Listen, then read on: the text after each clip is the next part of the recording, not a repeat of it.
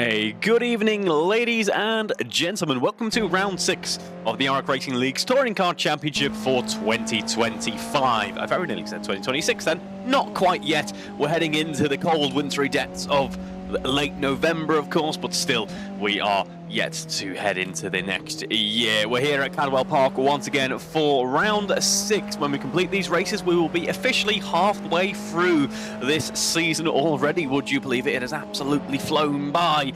And Colin Keneath is currently the driver on your screen, flying by as well as we head on through this Cadwell Park circuit once again here in Lincolnshire. Those of you who tuned into last week's stream will see just what a roller coaster this track can be, likened by Andrew Whitehead, who's actually watching along this evening, as the Northern Nordschleife, if you will.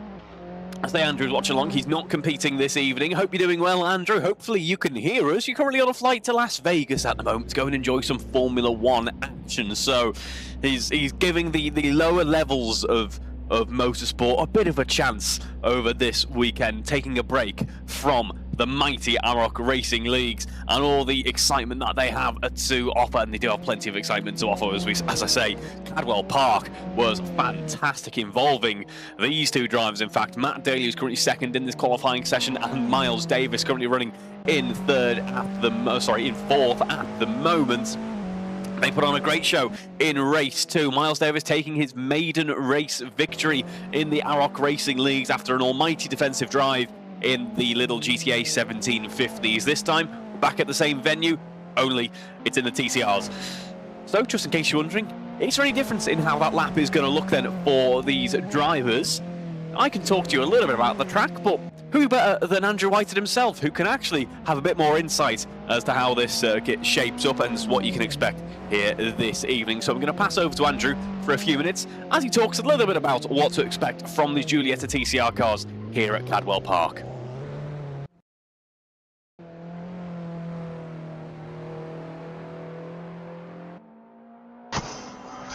Okay, welcome back to Cadwell, the Green Hell Lincolnshire, the mini Nordschleife. This time we're in the TCR Giulietta. I've left this on the outside view, the TV cameras first of all, because I just wanted you to have a look at the positioning of the car as we're going through some of the corners. You can see it gets quite bouncy when it runs over some of the curbs, but don't be too worried about that bounciness. It's really quite a solid and stable car, and you can throw it around a lot without it getting too squirrely. You can see what I'm doing here is, just let me run back there. See, as I'm braking into the chicane, I'm all the way over to the right hand side of the circuit, taking as much of that track as I can.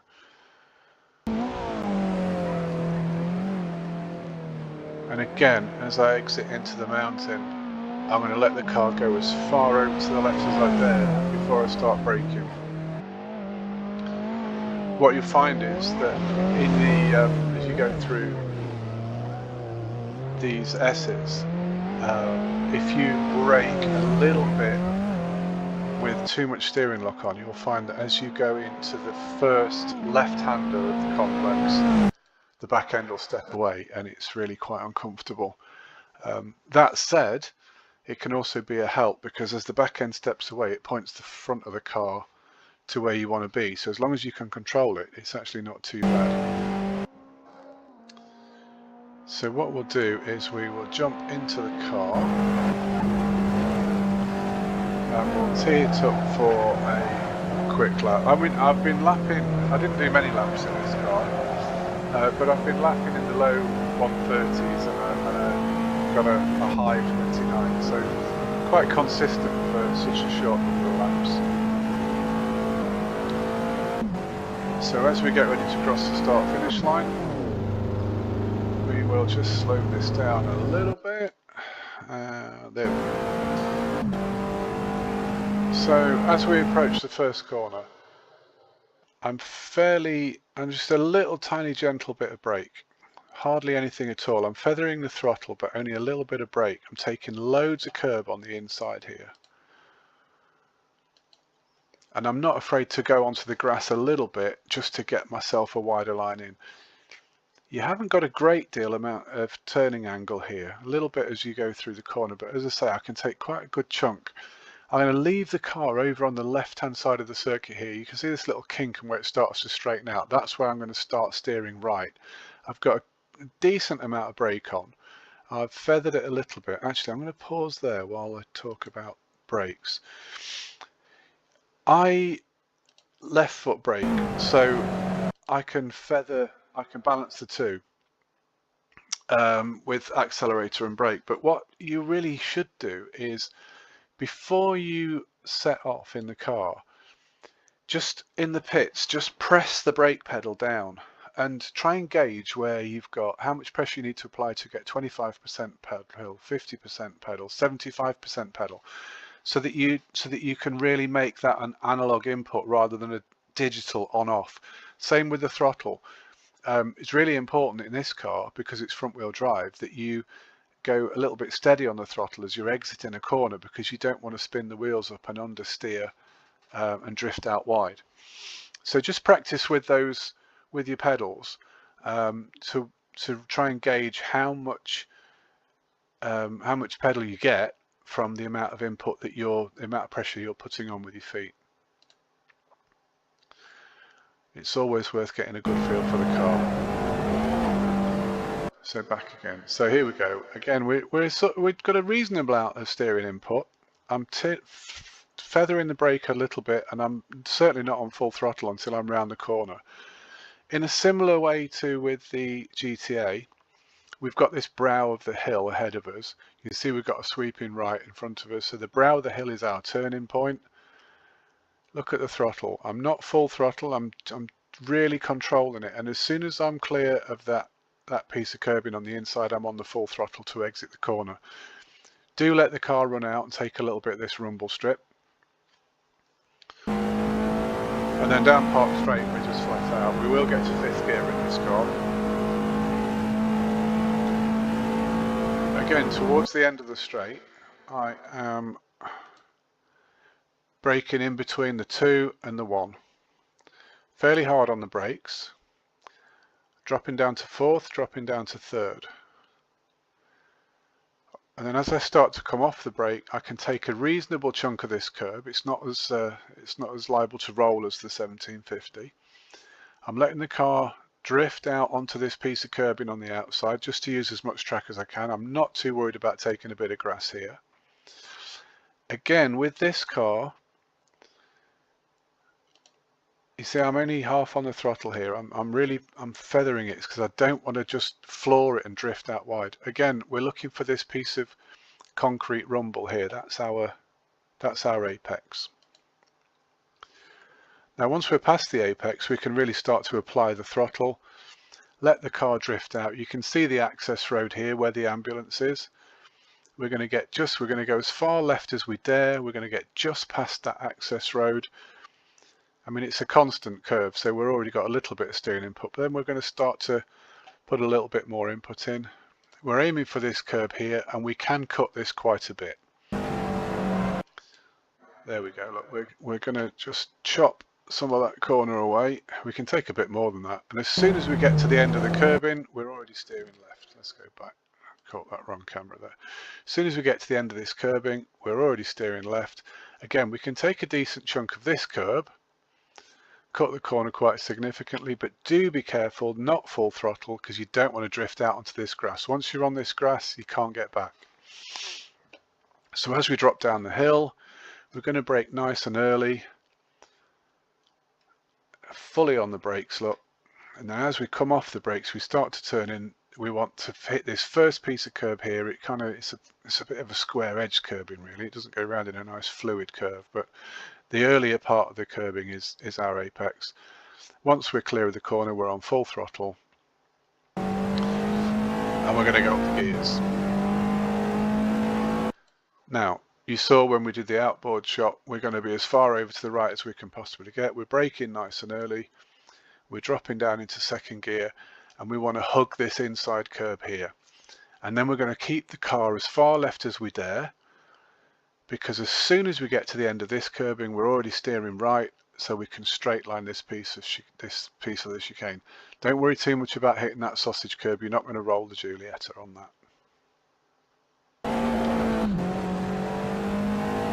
So as we approach the curves here, we're a little bit on the brake. We're taking some off the throttle through whole bends. We've good bit of, this is where I was talking about earlier. We took a good bit of curb there, but what that does is it unsettles the car a little bit, and then you're having to steer left almost straight away, and you're still on the brakes. If you're a little bit too hard on the brakes or a little bit too much lock on, the back end will step out. But that is kind of good because it points you in the right direction for the corner. It just depends how well you can control it. It can be a little bit uncomfortable.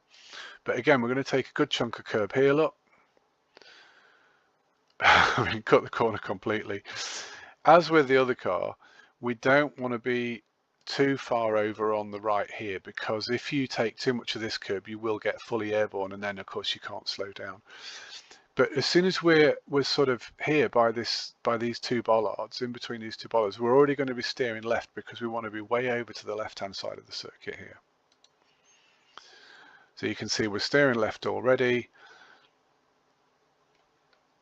We're aiming to be about here, to be honest. This is the sort of patch that we're aiming for. And as soon as we get there, we're braking in. We're going to be braking in in a straight line here. As soon as we get to this little patch, we're already going to be turning right, and we're looking for these two bollards here. Oh, press the wrong button. So we're on the brakes. We're on the brakes. We're on the brakes. We're already steering. Coming off the brakes and starting to apply a little bit of throttle. We're cutting that corner. Loads of lock on, you see, there's the bottom of the wheel. Don't go too far out onto this grass or you'll never get it back. But now, as soon as we're around the corner, we're fully on the throttle. Just a little bit of a correction there. As we come into the final corner, we've got a gentle bit of brake. Staying in second gear, catch an early apex. It's almost a double apex this, so if you can clip both, you can. It's always cool. And then as we exit the corner, we're back onto full throttle.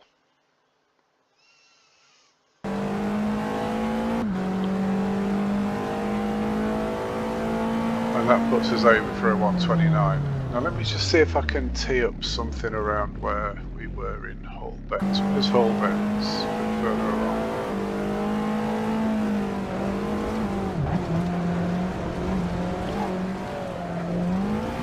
It's pretty quick through there, that wasn't too bad. Oh, that one was terrible. Must have got something fairly wrong there. Let's have a look here.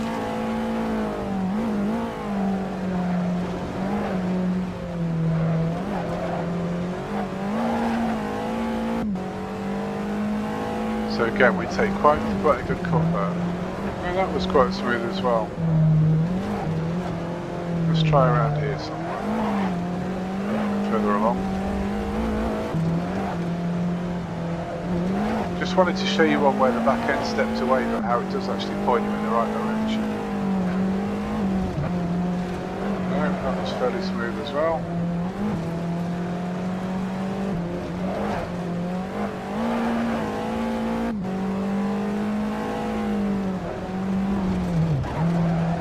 There we go, look at that, there's loads of opposite. I mean, that one was completely wrong, and that's how it goes really awful if you just if you don't get that braking and turning just right.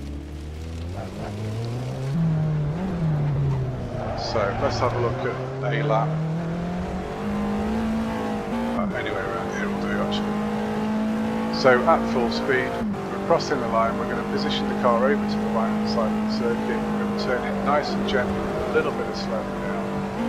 Again, some brake, allow the car to drift out wide, over the brow and turn right, gently on the throttle until you round the corner and you can confidently put the power down without understeering off the circuit.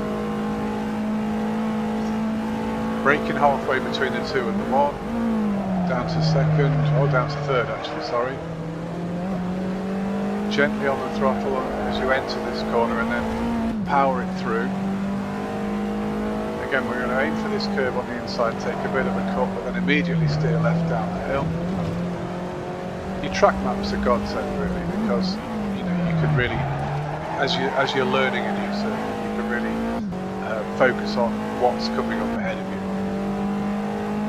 Again, far out to the right, we're going to brake down to second, hug the inside of this corner so you can turn it early and straight line the right-hander.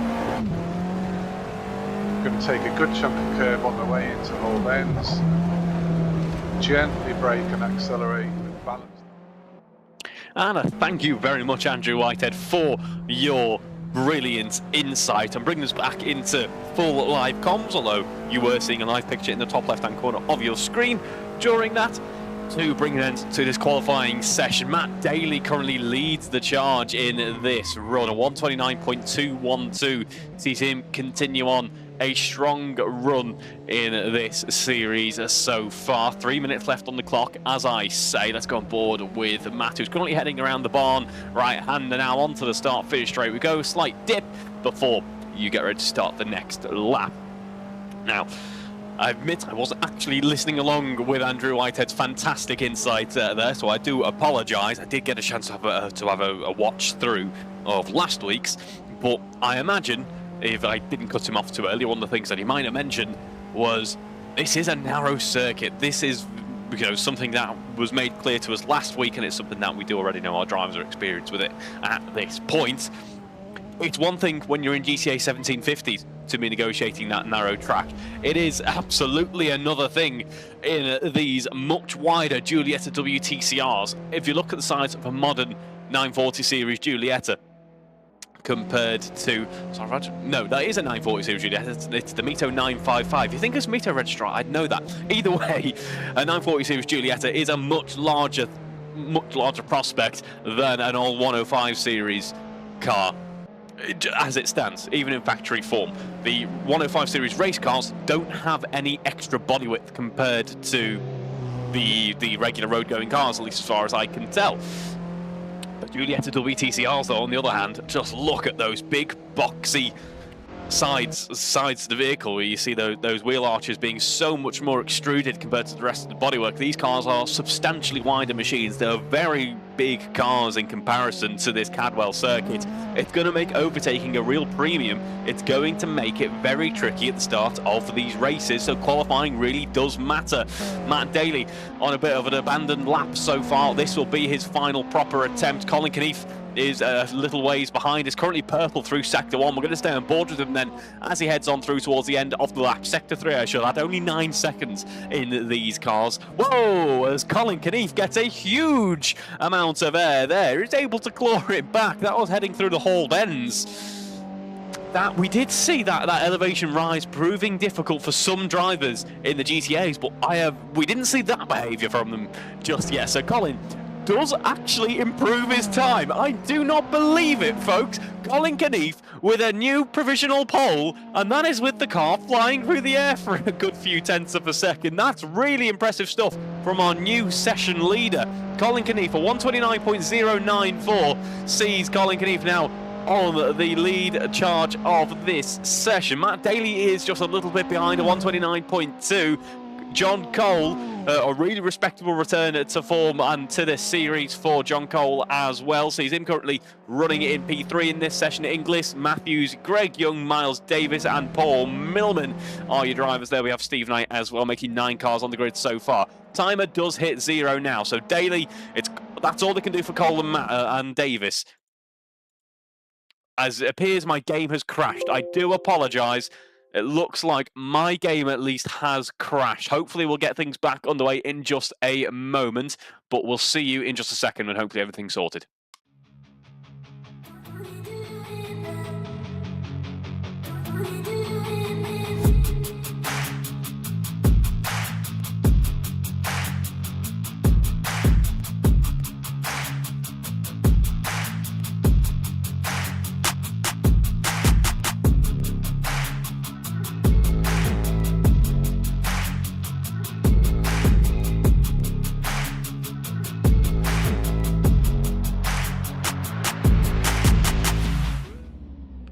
Well, I do apologise for that rather disappointing denouement to the session, folks.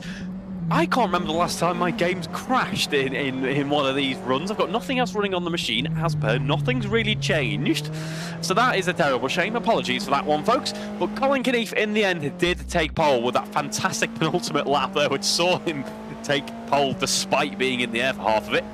Then we have Matt Daly, in fact, who has been classified P2, 129.2. Then it's John Cole. Willing this is your man on the second row of the grid as well. Then we have Alan Matthews, Greg Young, Miles Davis, Paul Millman, Steve Knight rounding out our qualifying session there. Apologies, right as we were getting to that crescendo, it all came to a bit of a halt there, folks. But it's going to be Colin Knief on the front row of the grid alongside Matt Daly. Then we have John Cole, Will Inglis, Alan Matthews, Greg Young, Miles Davis, Paul Millman, Steve Knight. Complete the qualifying order. We'll see you in just a few minutes then as we get ready for race 1.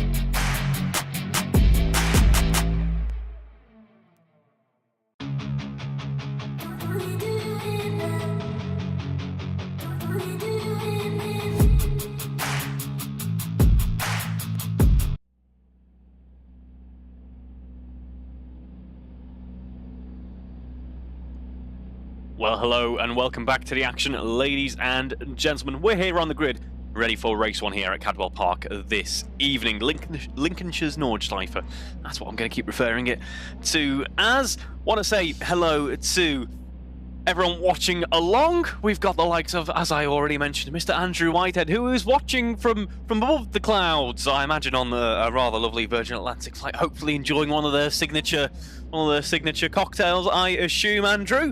But getting ready for a fun week in Las Vegas. We've got a few minutes to kill before the race starts, so big hello to everyone watching along.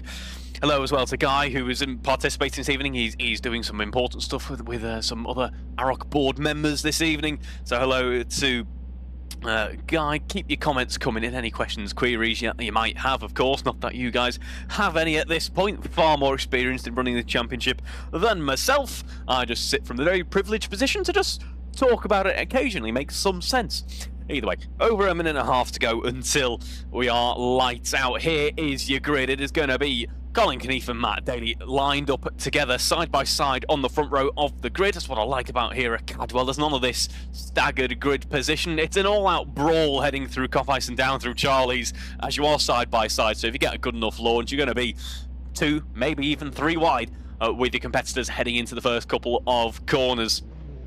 As I say, John Cole, Will Inglis, then we have Alan Matthews, Greg Young, Miles Davis, Paul Milburn and Steve Knight.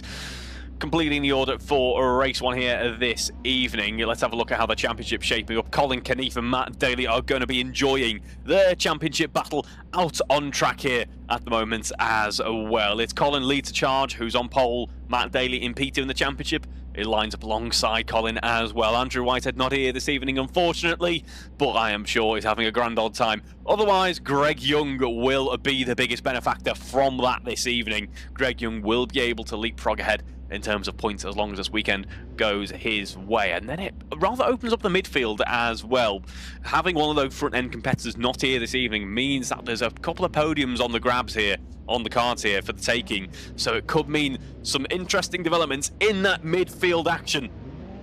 But we'll park that for now, because it's about to take these cars out of park as we get ready to go racing. I can hear those revs rising already as we try to get them off the line. We do in fact have 6 red lights on the gantry. A few more seconds to go though. The red line is being hit against and we are away. Colin Keneath and Matt Daly both getting a fairly equal getaway, it must be said. Matt Daly perhaps getting a nose out in front, but Colin Keneath is going to have the inside through that first left-hander here. Kisses that apex but hanging it round the outside. Matt Daly's able to carry a bit more speed, but I think Keneath's going to return the favour here. A little bit of trading paint, but it seems to be going well for our 2 front runners. Watch out for John Cole. Alan Matthews has had an issue at the very first part of this race, but did well to keep hold of it. Off goes Greg Young, has just about kept the nose on the ground. That's a big off for Will Inglis, straight into the barrier. What a shame. Not the way he wanted to start this race, I am sure. Tumbles down to 9th positions. John Cole, meanwhile, has a look at second, drops back and keeps Colin Keneath in second place for the time being. This is exactly what Matt Daly wants out in the lead of this race as we head through Mansfield in just a moment. If he can keep squabbling with John Cole, can Colin Keneath, then it's going to be an absolutely easy drive for Matt Daly. I suspect, though, that is not what we're going to see. We head up through the mountain and begin to get into that twisty technical stuff. Now that we've already seen Colin Keneath have an interesting run through the Hall Bends to take the pole position in this race weekend, I'm not going to advise that that is the fastest way to keep doing it continuously throughout the duration of a race. So we'll have to wait and see how these drivers negotiate that crest of the hill, which these cars are more than capable of overspeeding across. We see there's been further issues between Alan Matthews and Greg Young. Paul Milman pointing the wrong direction and is unfortunately pretty much out of this race. Will Inglis also having problems as well, and not an ideal start for Will Inglis. Does get back underway. It's pointing in the correct direction, was the most important thing, but not the way he wanted to start his charge, I am sure. Already our top 3, I must say, completely separating from the rest of the pack. Now, Alan Matthews is your lead midfield driver, might be under pressure from Greg Young in just a moment. Watch out for Miles Davis as well. Don't forget, took his maiden victory here just a week ago, and I'm sure would very much like to replicate that. Our midfield are having their own fantastic battle, but really the story is just how much our front runners have been able to separate here. Now, perhaps that is not that unsurprising. That's what they've done in the championship standings so far this season.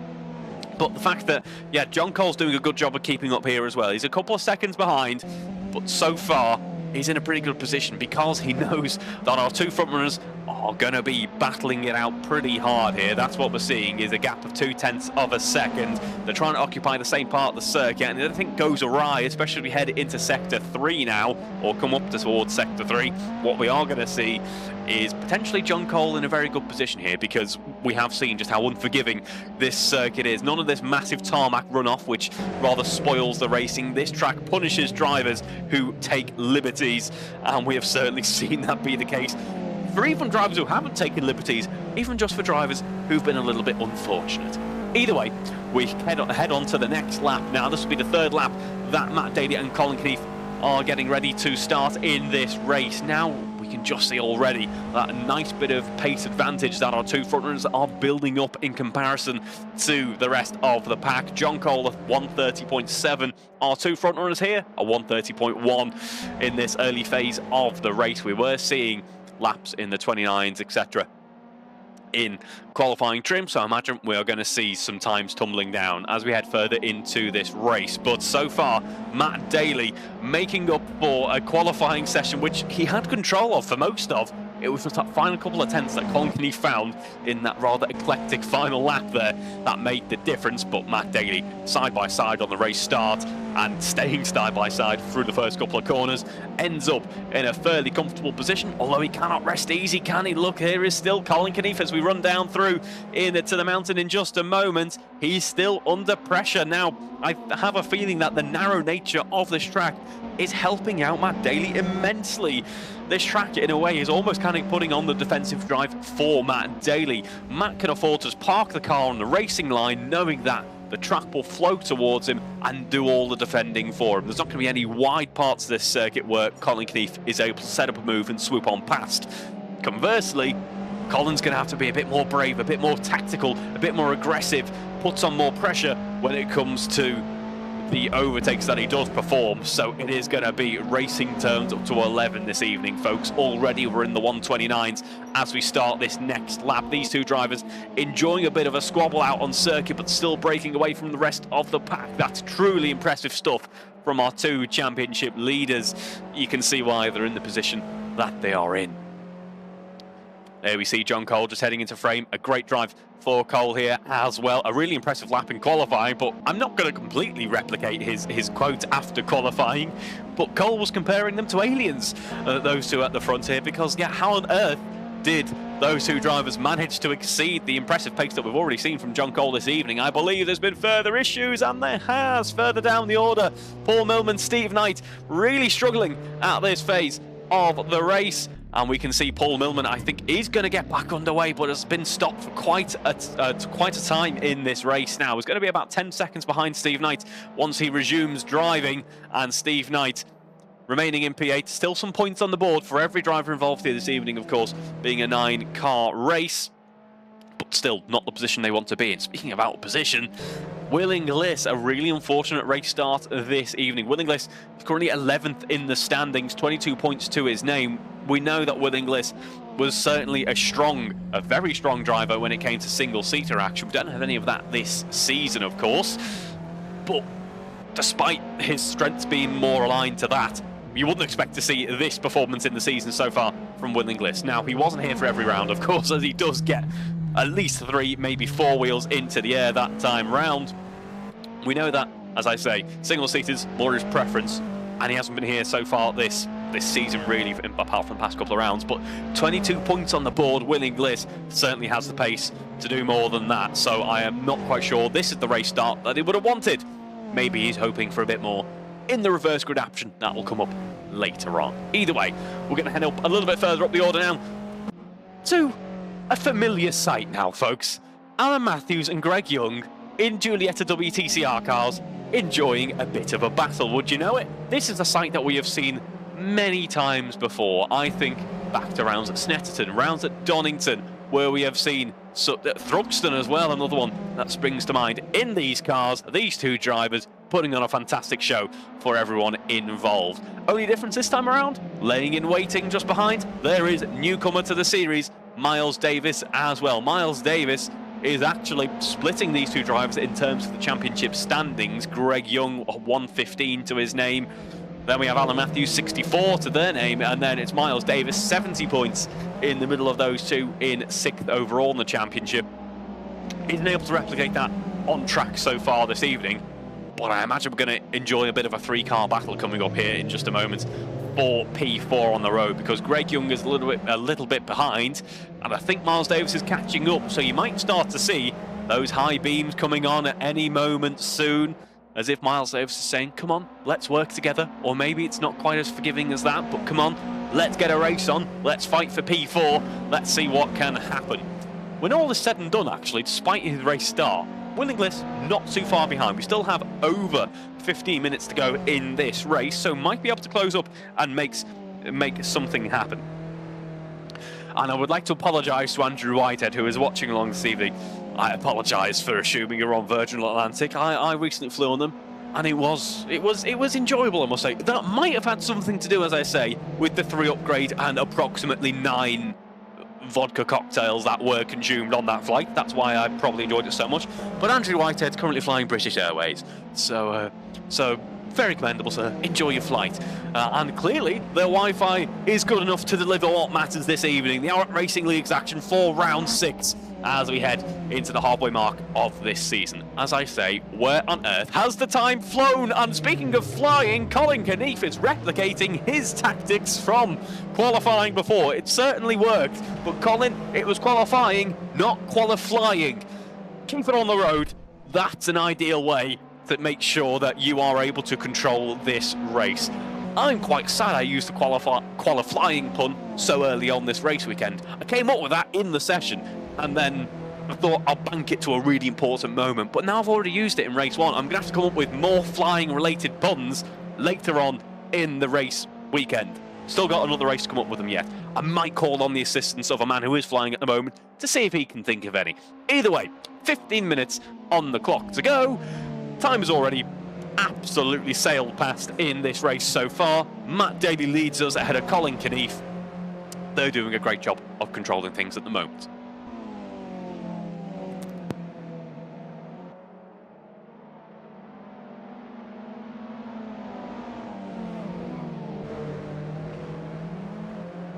We're going to look a little ways behind. Let's go on board with Greg Young. Greg Young, currently the driver under pressure from Miles Davis. Miles Davis doing a really impressive job of fighting in this midfield action. Greg Young just goes a little bit too wide there. This track is unforgiving. No tarmac runoff, as I say. A little bit of gravel in places, but other than that, it's just grass, which I suppose could be worse. Could be all gravel, as I say. But that grass is not an ideal surface to go racing on, and Miles Davis gets just a little bit closer now as we head in to the mountain section where we start to see those crests, those undulations come into play here. We bound off the curbs as we head through the hall bends now and into the hairpin in just a second. Really tricky braking zone actually to head through there. Well executed by Alan Matthews, well executed by our 3 drivers in the midfield here, in fact. That braking zone, it's on a downhill and it's cambered as well, so the ABS is going to be working quite hard if you're running it. If not, you're relying on some really impressive brake control. These cars have very capable brakes. These Dualetters are really good at getting themselves stopped, much more so than the GTA 1750 pre-modification. I'll get onto that in a moment. We'll head into some more parish notices in a second. I know he won't be watching this evening, but if he does, fellow commentator of mine, Andrew Mather. Those of you who might have seen a bit of BRSCC stuff, 750 Motor Club stuff, maybe the odd bit of Bookmore 24 Hour alongside myself, as well as some club level karting stuff, national, international here or there as well. Andrew Mather, fellow co-commentator of mine, do a lot of work with him. One of his favourite commentary catchphrases is the old parish notices section, where you just get all your news out of the way before we go racing. But you know, I think there's time and place for parish notices. Sometimes I'll do that. Why not just chuck some of those newsletters in there in the middle of the racing as well, just keep everyone on their toes? Why not? Colin Knief, meanwhile, back to more important racing matters, as I say. Currently doing a very good job of keeping that pressure on Matt Daly. 5/10 of a second between himself and Matt Daly, but sets a purple Sector 1 as we head through that previous lap. Sector 2 and Sector 3 weren't the quickest, but let's have a look at what people's times are looking like at the moment, and it was Colin Knief who actually on that last lap did take the best lap of the race so far. No, that's a complete lie, because if I use my eyeballs, I'd say that just ahead of him is Matt Daly, who actually does hold the fastest lap of this race overall, a 1:29.334. Colin Knief's best, a 1:29.395. We might be seeing those times tumbling down. Now that we're at the halfway stage of this race, that heavy fuel tank will be getting lighter and lighter as laps go on by, and that means that when there's still a bit of tyres left on the car, the times will get quicker, and that is what we're seeing on the Delta for Colin Knief. It is creeping up ever so slightly now, it must be said, but for a moment it was looking like a 1:29.2 is on the cards. And you can see that, folks, at least if you run a big enough screen, with the graphic in the bottom left-hand corner of the screen, a 1:29.6. I do apologise. I know if you're on, say, for example, an iPad particularly a mobile, or maybe an iPad, if you don't have the best internet in the world and you can't watch it in full resolution, then you will have an issue in terms of being able to see that bottom left-hand corner graphic. I can't scale it up any more than that, unfortunately. As much as I'd love to, the graphic won't let me customize it enough to kind of shrink some of it away, and also allow me to make it bigger so that you can still see the racing, but also see some of the relevant data on it as well. I don't have the power to do that, unfortunately.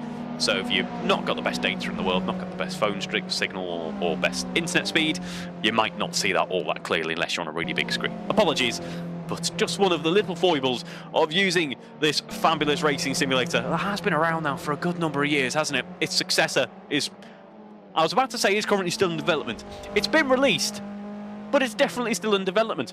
But it's in progress, shall we say? Its sister project, Assetto Rally, much bigger fan of. That is some impressive stuff. I'm liking that. Expect to see some of that.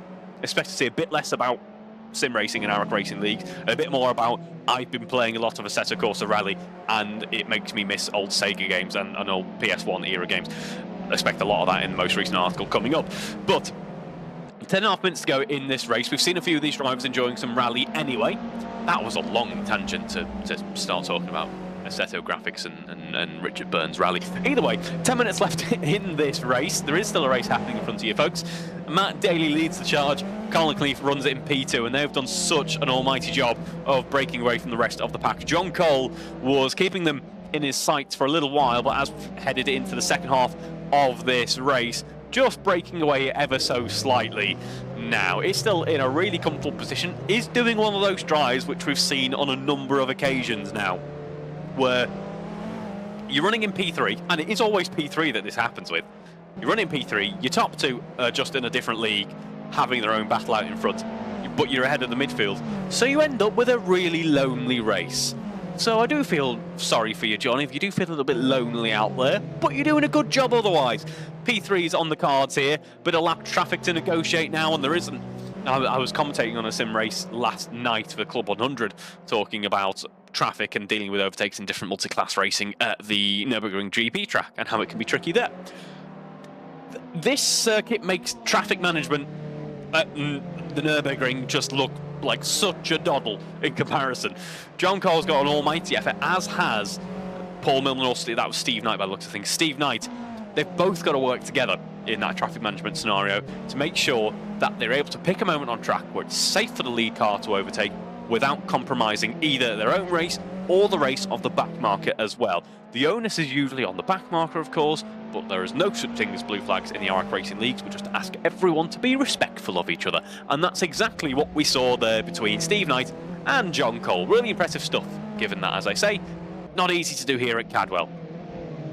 I think I've called it Cadwell. Have I called it Croft at any point this evening? I wouldn't be shocked if I have at any point, because let's be honest, it wouldn't be the biggest commentary mishap that's happened in this virtual comms box now, would it? We head back to the action at the front end of the pack, though. Matt Daly and Colin Cleef leading the charge, looking very close together indeed. Only a tenth of a second separate the two. I suspect Colin Cleef benefiting from, if there is any, a little bit of a slipstream effect heading down the straight out of the barn final corner there.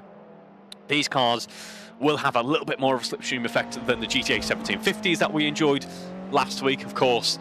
There's a lot more power in these, they're a lot more capable in a straight line, but also they carry a bit more aero on them as well, so they physically have more drag. At least I'm assuming they have more drag. Haven't actually driven one of these in a while. I've driven a GTA 1750, as you were all forced to endure a couple of weeks back, but I haven't driven one of these in a while. But I suspect that these cars, a bit of aero on them, they need to punch a hole through the air, and if you've got someone in front of you doing that, that is a huge benefit. But we're going to have a look at some other drivers who are also pretty close on track at the moment. Miles Davis has dropped off this battling duo at the moment. Alan Matthews continues on in P4 under pressure from Greg Young. This has been a great little battle between these two. It hasn't been side by side, door handle to door handle type stuff. You're going to struggle to see that here at Cadwell, but it's just been one of those battles where it's just about the drivers trying to psych each other out. The pressure remains a consistent level throughout the race. It's a bit like you're trying to do a bit of sous vide cooking. That pressure's just going to be there, and it could be there for hours and hours and hours, and it's certainly going to get tasty at one point. That is going to be one of the worst metaphors I think I've ever used in the comms box. Someone sign me up for Formula 1. David Croft, I'm here too. Oh my God, Alan Matthews, well held. That must have been a Code Brown moment there, but we continue on. Alan Matthews runs on in P4 and heads on to the start-finish straight, runs through Bard. Somehow didn't lose any time. Must have picked up a bit of the Colin Knief tactics from qualifying. I didn't mean to call it qualifying. That's become its new term for me now. I've now broken my brain and I can no longer say the word qualifying.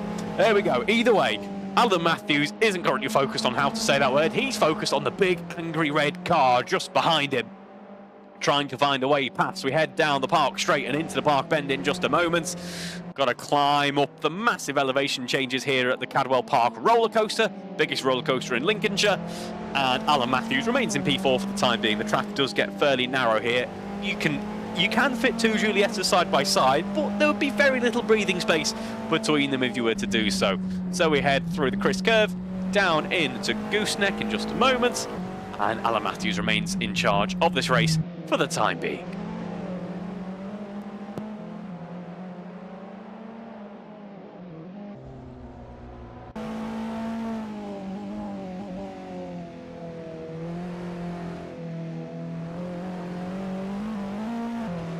Just over 5 minutes to go in this race now. I do hope, by the way, Ted, that if you're watching along, enjoying things, you haven't got your headphones plugged in, broadcast it out to everyone on your plane. Make everyone on the plane watch. It will record viewer figures. If an Airbus A330 or whatever is currently just forced to watch the AROC Racing League, it's not that it's much of a task, much of an arduous task, if you've got the volume turned down particularly. It's a great bit of racing, so yeah, let's get everyone on board that plane watching. Might be seeing their own. We've certainly seen a few flights taking off here this evening, let's face it. Less than 5. I didn't realise it was an airstrip, Cadwell Park. It probably, I mean, there's many British circuits have, of course, been at one point or another some type of runway, particularly in wartime, but Cadwell Park is once again as we head on through to the second sector of this lap. 4.5 minutes left on the clock. Matt Daly controlling things with one of the comparative largest gaps that he's enjoyed in the racing so far. It's about half a second. And they are still managing to build an impressive run on John Cole. John Cole about 11 seconds down, but otherwise easily has measure of the rest of the upper midfield. So John Cole also in a class of his own at the moment, doing a really good job. In terms of the championship, Cole is currently 8th in the standings. Again, a bit of a late returner to the running, but is already getting 38 points to his name so far. Has the second half of this season to go. Currently 8th in the standings. Could very easily catch up with the likes of Miles Davis, Nathan Birch to be around about the top 5 in this championship. Isn't mathematically, certainly not out of it yet, of course, but is looking unlikely. But it's certainly not out of fighting for those P5, P4, P3s in the championship. So needs to put in some more really strong performances like this, and John Cole will be on for a great finish here in the championship.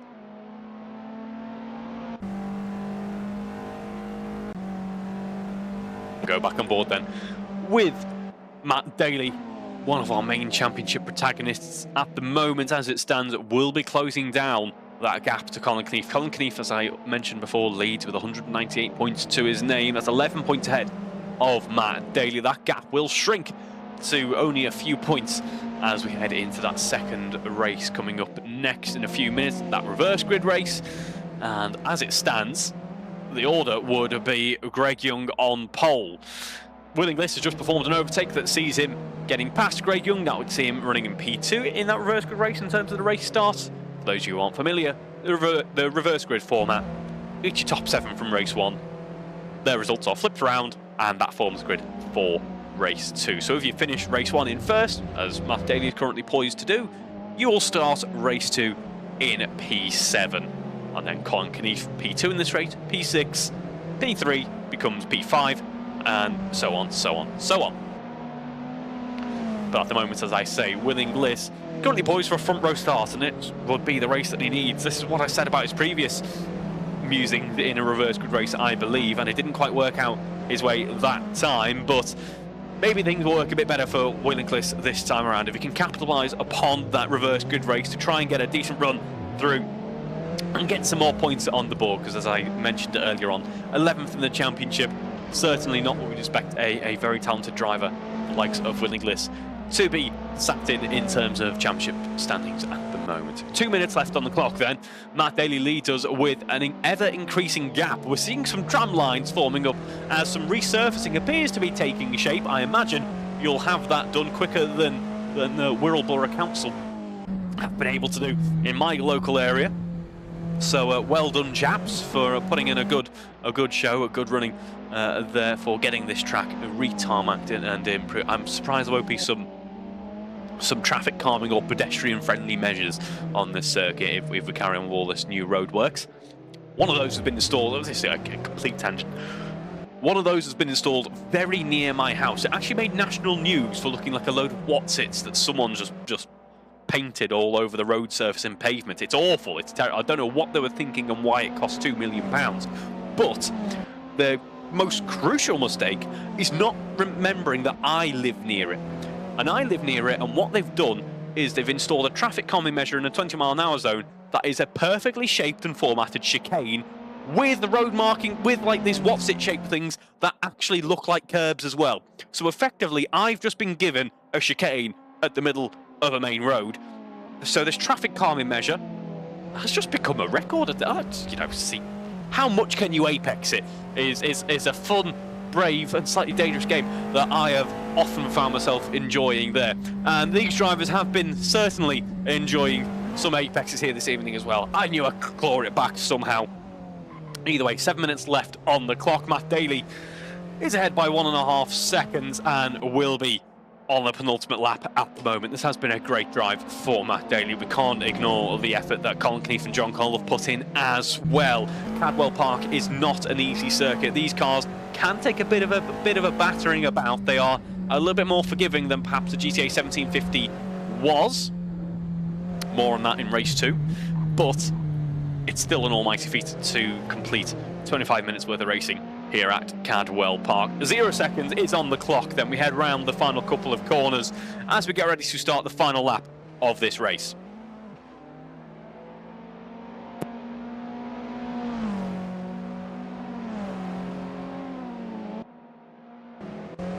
As we start this final lap of the race, I do also want to give mention to a bit of a battle that we've got brewing here between Miles Davis and Will Inglis. Miles Davis, certainly no stranger to a last lap battle here at Cadwell Park.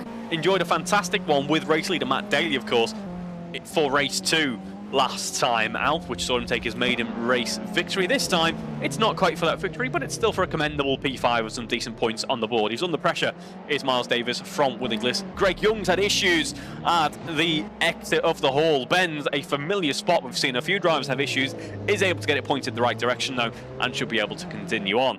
As I say, Miles Davis and Will Inglis having a bit of a squabble. We keep one eye, though, on Matt Daly and Colin Canifo heading through Mansfield, getting ready to start the final part of this race for our front-running pack.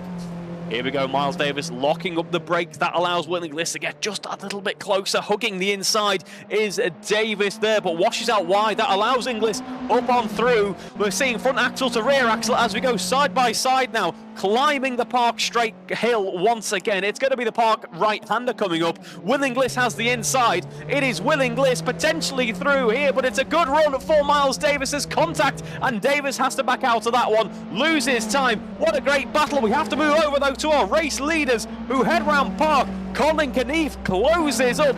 We finish the race. It's a Matt Daly 1, Colin Canifo 2. That's your top 2 settled. A fantastic finish from our race leaders there. After a race-long battle, a handbrake in celebration as well. Colin Canifo then heads round to take P2, but it's John Cole who heads round that final corner and takes P3, rounding out your podium. A great drive overall for John Cole here in race 1 so far. Just behind as well, it's Alan Matthews, a comfortable P4 in the end after his battles that he enjoyed earlier on with Greg Young. He heads on to that start-finish straight with a decent haul of points to take home with him as well.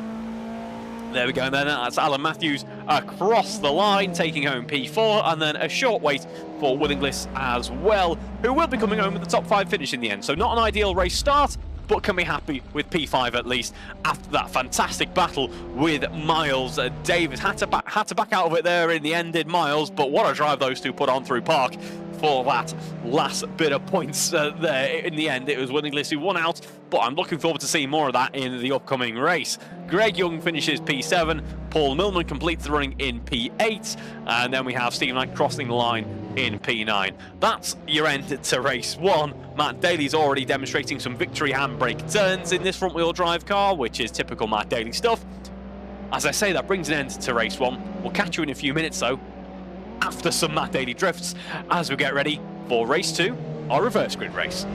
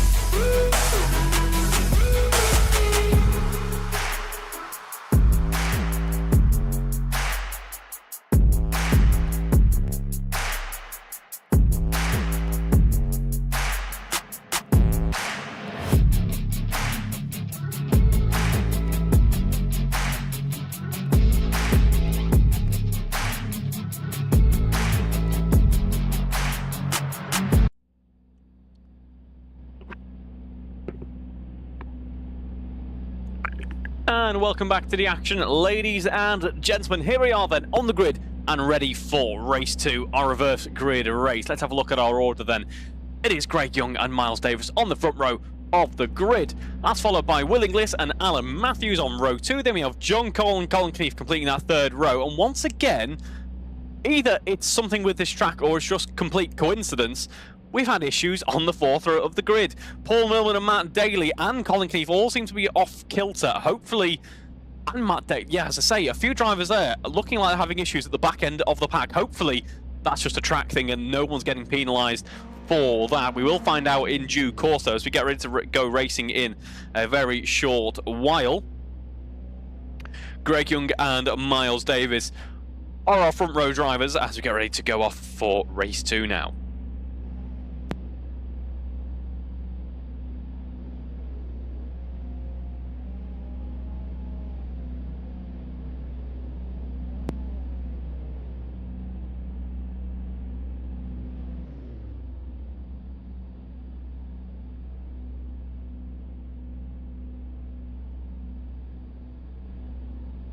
Here we go then, less than 20 seconds until we go green for our reverse grid race here.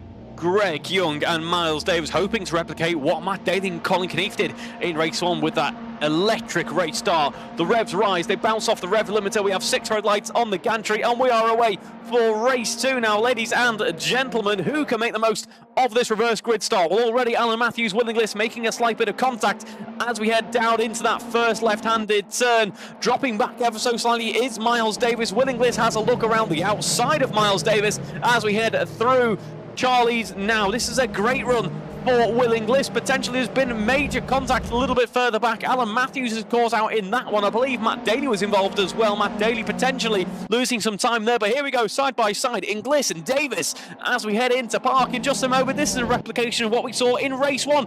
Off goes Greg Young, our race leader early on, squanders his reverse grid chances, tumbles back down to P4, and that is it for a potential podium for Greg Young, at least at this point in the race. Will Inglis goes wide, does our race leader. That is a moment there that Will Inglis needs to recuperate from. He is able to do so, but watch out for Colin Keefe here, already down the inside. We've seen him battling it with one yellow Giulietta in race 1. He's going to do it once again in race 2 here as well. Get ahead of Miles Davis. Controlling things pretty well already is Will Inglis, but watch out for Colin Keefe closing up that gap now as we head through the mountain and the Hall bends. We're going to crest that hill once more. I imagine we're going to see a few cars jumping around. And let's see who wins out this time, as Alan Matthews is the first of all of those cars to jump around, getting back on the tarmac though, most importantly, continues on in P6. Back end stepping out for Matt Daly there. Contact between himself and Paul Millman, and that is major contact. What a shame for Paul Millman. Looked like a bit of a passenger in that one, to be honest. Is able to continue on, but a little way down of where he'd want to be, I am sure. We go back on board with our race leaders though. It is Will Inglis leading the charge ahead of Keefe and Davis. It's going to get very confusing because it's a yellow car. The first 3 letters of the name there are very similar to Matt Daly's, but it's Keefe versus Davis in his yellow Giulietta as we head further into one of the first few laps of this already enthralling reverse grid action. Is around the outside, Colin Keefe, hats off to you, sir. What a move! Hanging around the outside of Park there. That is a move that we saw attempted by one of the drivers involved here, Will Inglis. In race 1, Colin Keefe says, here's how you do it. And that is Colin Keefe in the lead of this race. And now, what a return to the series this has been for Colin Keefe. And just as though it looks like Matt Daly might be getting closer in terms of the championship standings, Colin Keefe says, thank you very much. It's time for me to really put the hammer down, really show you how it's done in our second race of the evening. Fantastic stuff from Colin Keefe. Little ways behind then is going to be Will Inglis. Matt Davis is hanging on there at the moment. Watch out for John Cole as well, another podium hopeful, I am sure. Did a great job of maintaining that podium with a very, what must be, as I say, quite a lonely, otherwise very controlled, very calm, very collected run for John Cole in that first race. He'll be hoping to replicate that as soon as he can get past Miles Davis. Is already on the high beams. I don't think you're quite close enough for that yet, John, but I like your spirit. Either way, a bit of intimidation can go a long way sometimes, and I imagine he probably has that button mapped on his steering wheel to go for that one there. And John runs along in P4 at the moment, trying to go for that P3.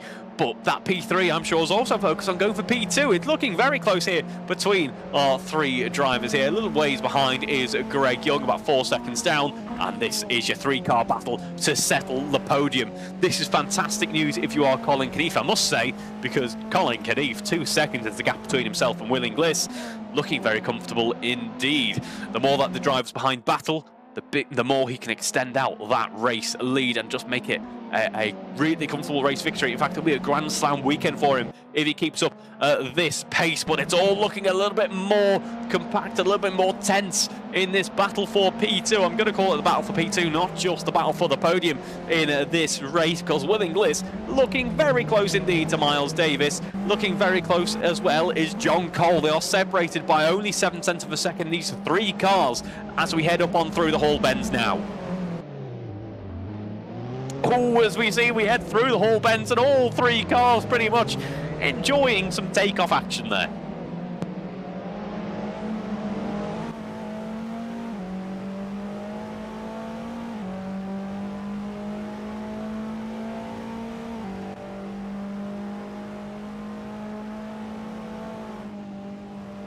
We head through the first corner once more. We see Miles Davis really apexing as hard as he does. They're using as much of the track as possible, and it actually upset the back end of the car a little bit. I imagine at high speed that can be slightly disconcerting. He did well, though, to collect it. Was not phased by it at all. Might not have even felt it that much in the car. These are a very composed car otherwise. As we see John Cole now having a glance down the inside in to the park right-hander. That was brave, but it seems to be that it could work. There was a gap for Giulietta, and John Cole went for it. We are side by side. In fact, we're no longer side by side. John Cole is through. John Cole up into 3rd position in this race now, a position he held in race 1. He's hoping to do it again in race 2, but I'm sure that's not all he's aiming for. I imagine now on the cards for John Cole is the fact that he knows he can run in P3. He knows he can be 2nd man behind Colin Keneath or Matt Daly, and what he's probably thinking now is, sorry, I said it was going to be a Grand Slam for Colin Keneath before. It won't be. Matt Daly took the race win in race 1. So Colin Keneath very much trying to make up for lost progress in race 1. As Will Inglis flies over the bend there. We're going to be seeing that a lot this evening. We've already seen it a lot, but it still does not get any more comfortable every time you see it, that is for sure. But John Cole, I imagine, is probably thinking, I've already played second fiddle to Colin Keneath once this race weekend. I want to do it again. I don't want to play third fiddle. That's a tongue twister. I don't want to play third fiddle. I want to play second fiddle. So it's probably going to try and close up on Will Inglis and find a way past. Let's have a look at their pace at the moment. John Cole's best lap, a 1 minute 30.3. Will Inglis is at 1 minute 30.7. That last lap for Cole was a little bit slower than he perhaps would have liked. So now is the chance for Cole to catch up and enjoy this battle for P2, if there is one to be had. Other than that, everyone beginning to separate out ever so slightly, find a bit of the track that they are comfortable occupying and settle into a bit of the groove here. Perhaps the only stop to that potentially might be the fact that I think we're about to get a great battle for P5 here. Matt Daly could be closing up on Alan Matthews. Alan Matthews looking like he's poised for a battle with Greg Young as well, as we mentioned in race 1. These two certainly familiar with a battle between each other, and Matt Daly not too far behind at all. Running in P7 at the moment and obviously has race-winning pace. Let's see what he can do as he works his way up through the mid-pack.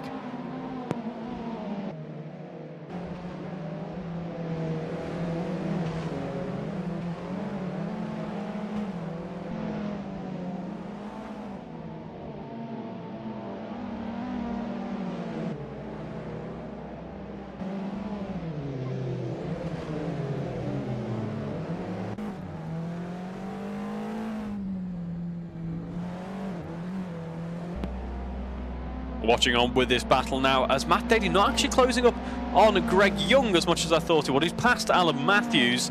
Alan Matthews obviously having some issues there, and Greg Young now running in P5. Yeah, Matt Daly looking comfortable in P6 at the moment, but that is not what we expected from our race 1 victor. Still has 60 minutes to go in this one, though. I'm sure we'll make some progress and make a difference later on into the action. And looking a little bit further up, we see Will Inglis still running in P2, but on that previous lap, matched in terms of time by John Cole. These two are going to be trading blows for quite some time in this race, I suspect. So this is going to be one to behold. Will Inglis responding to that charge from John Cole with a purple sector 3. Not that that is saying much, admittedly. That is pretty much just an indication of how good your exit from Barn was, because it's a 9-second sector. So it is quite literally that final corner and the run on to the start-finish straight. But Will Inglis building up a decent gap, at least in sector 3, to make a difference where otherwise John Cole had personal bests in 1 and 2. So they are trading blows, as I say, and might be poised for a bit more of a battle later on into this race. And speaking of drivers who are close together on track, Steve Knight and Paul Millen currently also separated by 1 second, but closer still, as I say, are Will Inglis and John Cole. I believe Miles Davis has had a brief skirmish with the wall. He has indeed. That's a terrible shame for Miles Davis. Put on a really good performance in race 1 and obviously knows how to put on a good race here at Cadwell. Did so in the GTA 1750s, as I mentioned. Miles Davis now under pressure from Greg Young and Matt Daly. This could massively change the dynamic of the battle that involves our race 1 victor, because this could allow them to compress up, could allow Alan Matthews back into the mix, and we could see just a little bit more of a spanner into the works for this recovery drive for Matt Daly. I'm not going to say I'm surprised because he's slow, because he evidently isn't slow. He's battling some fast drivers here, and he's Matt Daly. He knows how to drive. But I support there would have been perhaps a little bit more progress, but I just think the competition is so strong this evening that Matt Daly might now have a chance, but it's going to be hard fought.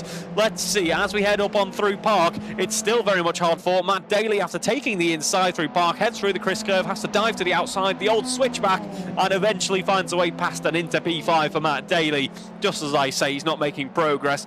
Matt Daly, I'm quite glad, proved me wrong. Greg Young, I'm sure, not quite so glad. Either way, it's Greg Young in P6, Daly up into P5, and now has his sights set on the other yellow and red Giulietta running along in this race. We head through the mountain section in just a moment. 10 minutes of this race already completed. Here's where things get interesting on this track, folks. Here's where physics starts to become just a little bit more defied, right up until the car comes crashing back down to the tarmac, that is, of course. And Davis is that driver under pressure from championship contender Matt Daly as we head through the final couple of corners.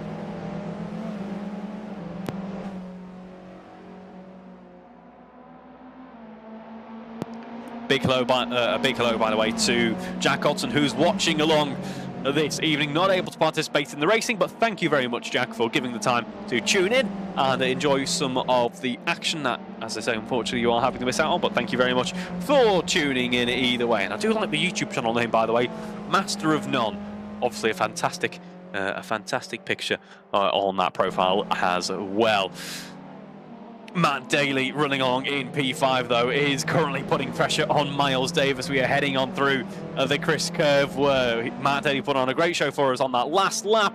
Not able to quite replicate it so early on, but is having a quick look on the exit of the Chris curve and into the gooseneck here. Watch out as Davis gets a little bit upset heading through the gooseneck into Mansfield. We drop, and Davis has control of things for the time being. The question is for how long. The mountain is a tricky and technical part of the lap, but the benefit is it's the narrowest part of the lap as well. Excruciatingly difficult for any driver to overtake, but if issues like that creep up, Matt Daly might find a way. The back end steps out for Davis as he rides over the sausage curb, the one that you really do want to avoid, and for a moment it looked like Davis was going to be fully compromised and that Daly was on through. That hasn't worked out this time around. Daly has to hang back for just a moment. We head on through Herpin and the barn in just a moment. What can Daly do though as we head on to that start-finish straight? Daly, Davis, I'm already getting confused between our two yellow cars. That's no fault of the colouring of the liveries, which do look fantastic as ever, by the way. That's just my own brain not being able to keep up with racing, which is really a skill you thought I would have honed 5 years in at this point. But either way, we continue on. And we see Daly has a look around the outside here. 0.3 of a second is your gap. We've crossed the halfway mark in this race. And here we go. Up the Park Hill we go. Yet again, a slight kink to the left before we get a hard-braking zone, and to the right. That Daly goes down the inside of, late on those brakes. Daly gets a front axle out in front. Can Davis have a bit of recovery around the outside? I don't think he can this time around. We head into that Chris curve, and it's Daly on through and into 4th position. A great drive for Matt Daly in this race. I think Davis's high beams are still on. They are indeed.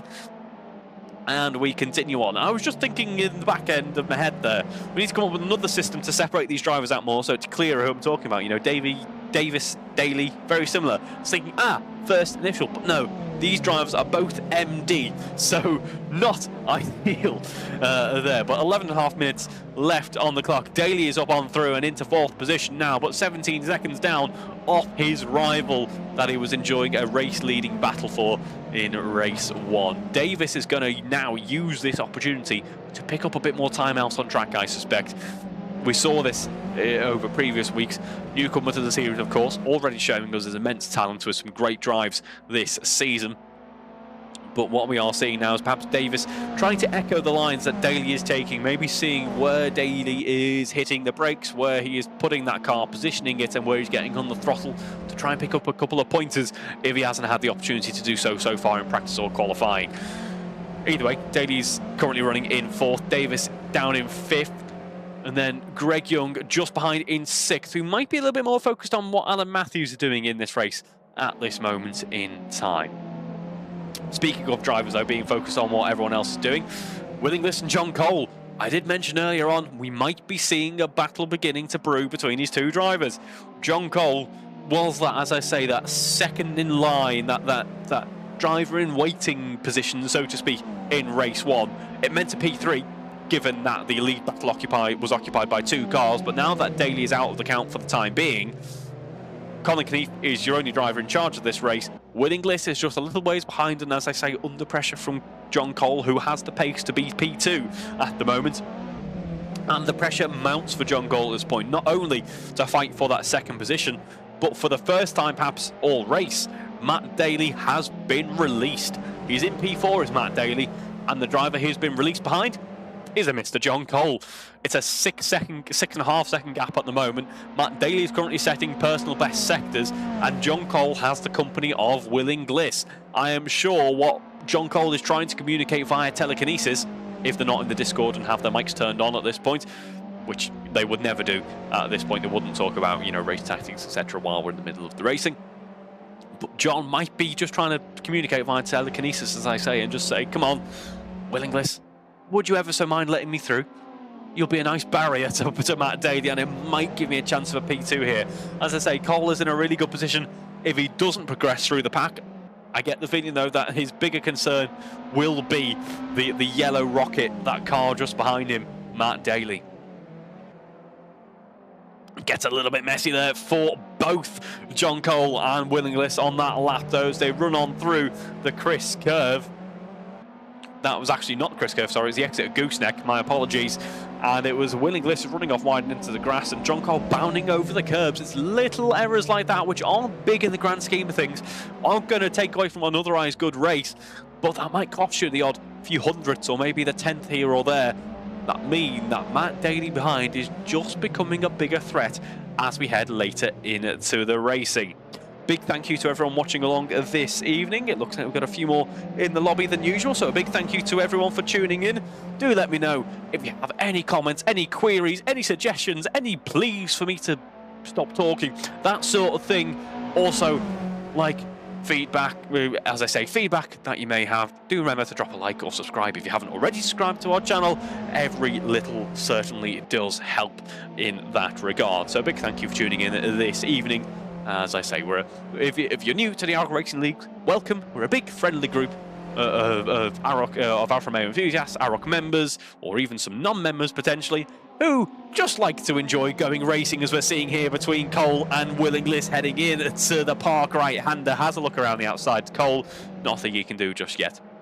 Yeah, we all love our sim racing, so why not get involved? If you're wondering how, certainly drop a comment right now on the stream. If not, feel free to drop an email to our section, which is published in the Alfa Romeo Driver magazine every time that is issued, and also on our Facebook group, which you can find through the relevant AROC channels as well. So plenty of ways to get in touch if you haven't already got involved. Thank you for watching along this evening. As I say, do drop any comments or questions that you might have. I do monitor them as we go along. 7 minutes left on the clock then. John Cole is your driver in P3. 4 seconds is the gap between Cole and Daly, but that gap is certainly shrinking, isn't it now, folks? It's rather halved in the past 4 minutes, and we've got 6 minutes to go. Now, my maths has never been my strong suit, but I make that, as I nearly break into Sean Connery there, but my maths has never been my strong suit, but I make that a potential battle for P3 as we head into the final moments of this race. Cole really needs to get this move done,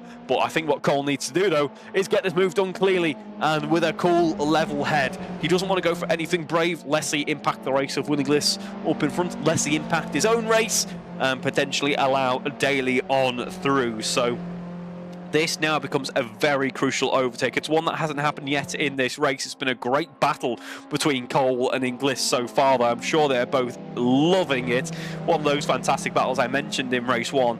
It's not all about being door-to-door, trading paint and making sure you're occupying the same part of the track.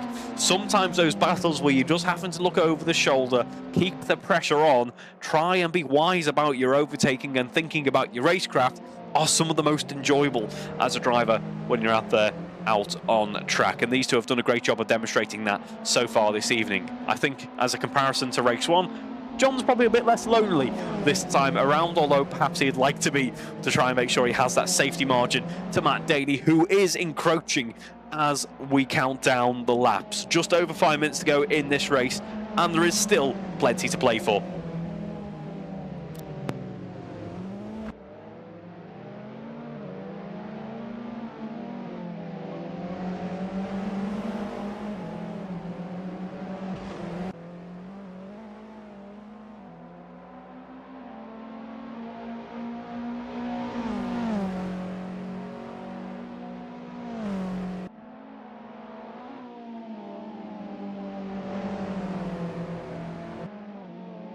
Here we go, we see Cole closer perhaps than ever to Willing Bliss at this point. We're heading through and on to the park straight once more. We see Cole having a look around the outside, has a bit of momentum to his favour here. He's going to be side by side. Who goes later on the brakes? It's John Cole. Is that too late? It is too late. I thought that might have been the case. And just when it was starting to look good, it might all be over for John Cole here. He's back on track. Willing Bliss is seconds up the road now, and all of a sudden his nearest rival is alongside him. Down the inside goes Matt Daly. Has to fight for survival pretty much, does Daly, and into third position we go, but Daly goes wide. Daly goes deep into gooseneck and is going to lose time to John Cole. John Cole, perhaps thinking it was all over, has just been gifted a second opportunity at this podium now. Here we go, having a look around the outside. It is Daly heading into the mountain now, has to back up behind Cole. You can't go side by side into the mountain. There's a sausage curb in the way, but out of the mountain, that's a different matter. Daly has a look down the inside there.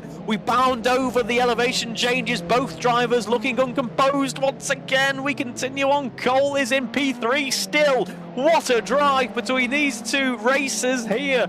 Cole fighting for this P3 tooth and nail here, folks. It was looking like P2 was looking pretty secure there, but a microsecond too late on the brakes and it all seemed to be done. But Daly, having his own issues at gooseneck, might have just gifted Cole a second chance at a podium here in race 2.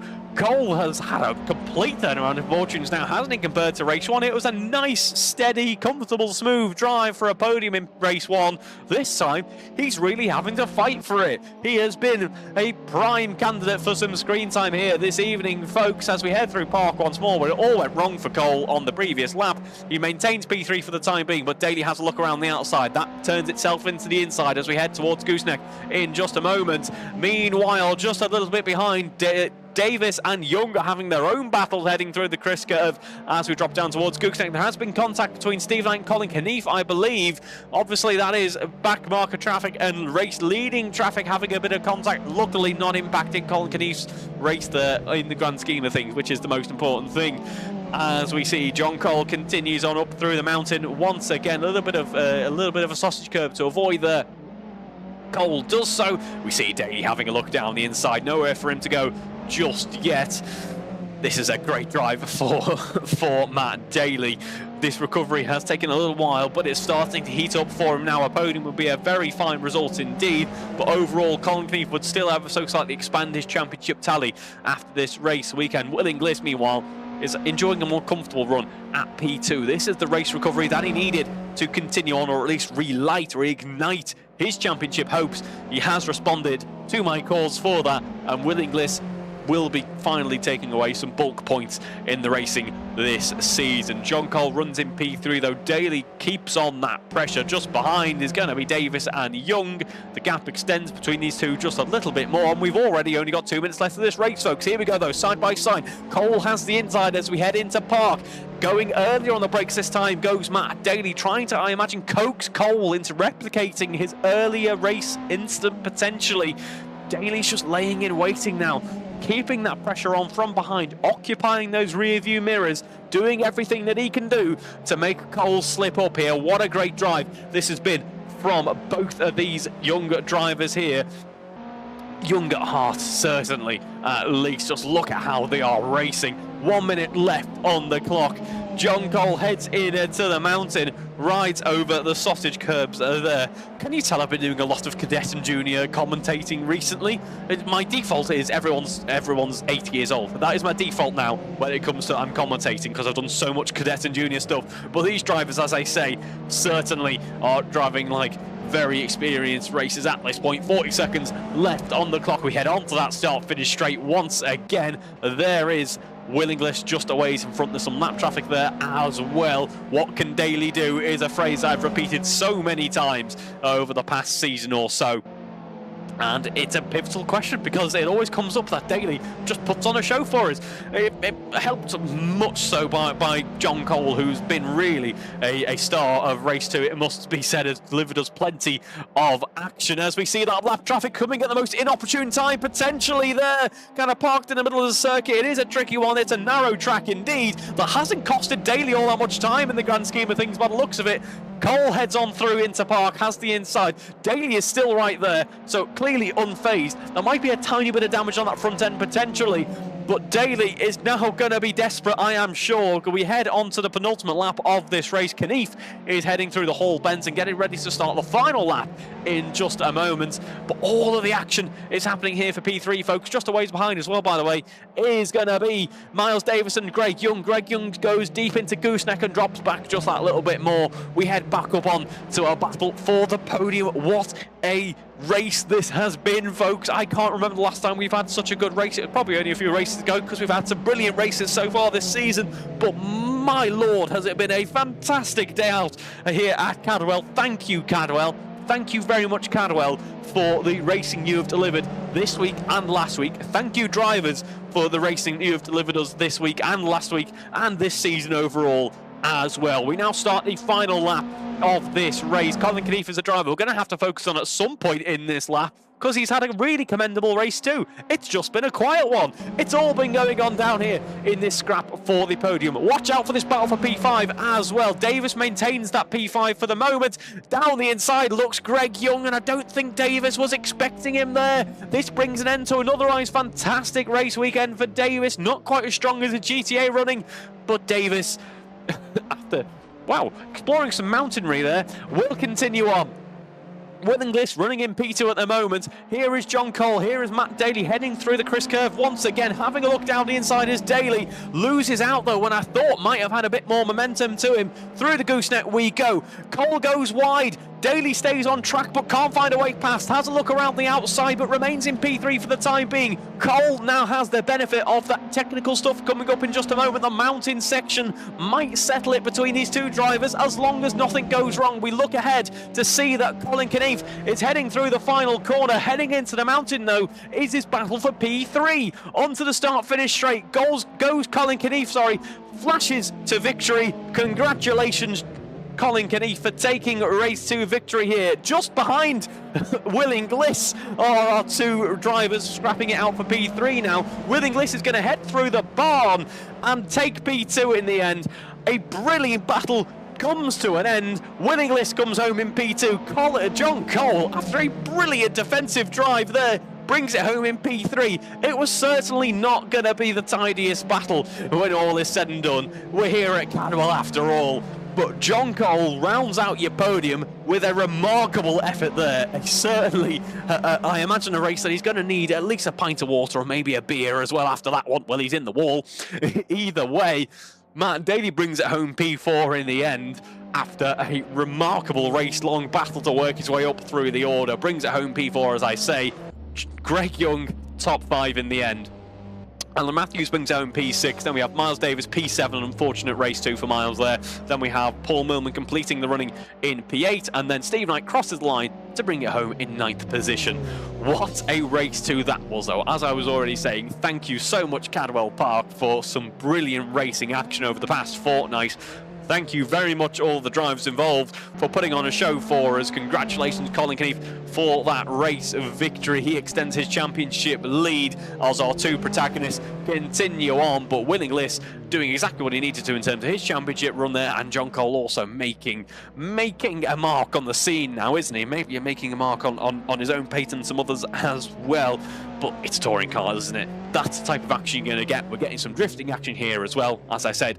Thank you, Cadwell. Thank you, the drivers. And of course, thank you all very much for watching this evening. Hope you've enjoyed the action this evening. Thank you very much for watching, and a good night.